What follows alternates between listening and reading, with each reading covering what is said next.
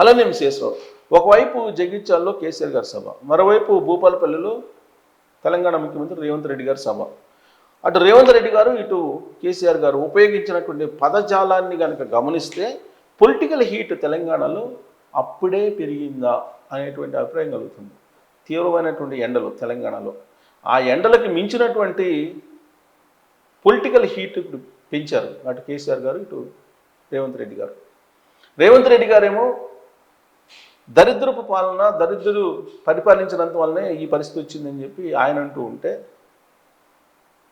1000 జన్మలు ఎత్తినా కానీ నేను చావును, 1000 జన్మల్లో నువ్వు ఎత్తినా కానీ నేను చావును, నా కో డాష్ డాష్ అంటూ బూతులు తిట్టాడు కేసీఆర్ గారు.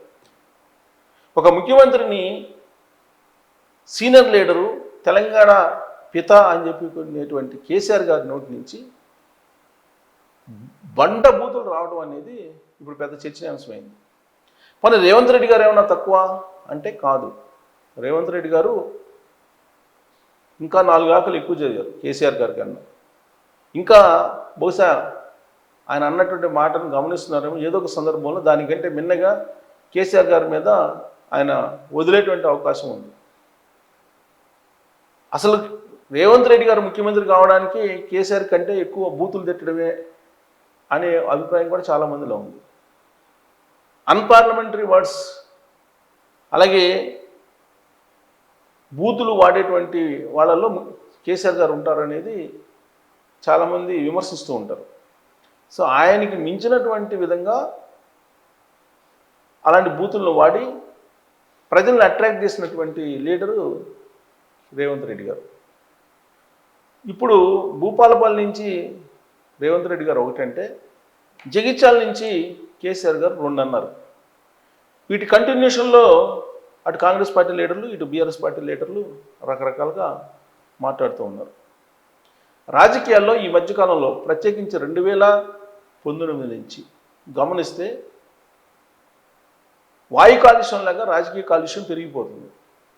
రాజకీయ నాయకులు అంటే ఇలానే మాట్లాడితే రాజకీయ నాయకులు అవుతారేమో, ఇలానే మాట్లాడితే ప్రజల ఆశీర్వదించి మాస్ లీడర్గా గుర్తిస్తారేమో అనేటువంటి రాంగ్ ఒపీనియన్ చాలామందిలో ఉంది.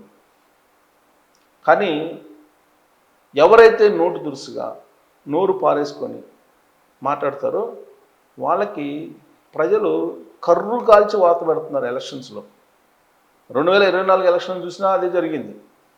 ఎందుకంటే ఆంధ్రప్రదేశ్లో కొడాలి నాని గారు కానీ, వల్లభనేని వంశీ గారు కానీ, గుడివాడ అమర్నాథ్ గారు కానీ, అమ్మటి రాంబాబు గారు కానీ, రోజా గారు కానీ, వీళ్ళందరూ ఎలా మాట్లాడారో ప్రజలు అబ్జర్వ్ చేశారు. ఆ ప్రభుత్వం పడిపోవడానికి కారణం కూడా వాళ్ళు మాట్లాడినటువంటి పదజాలమే.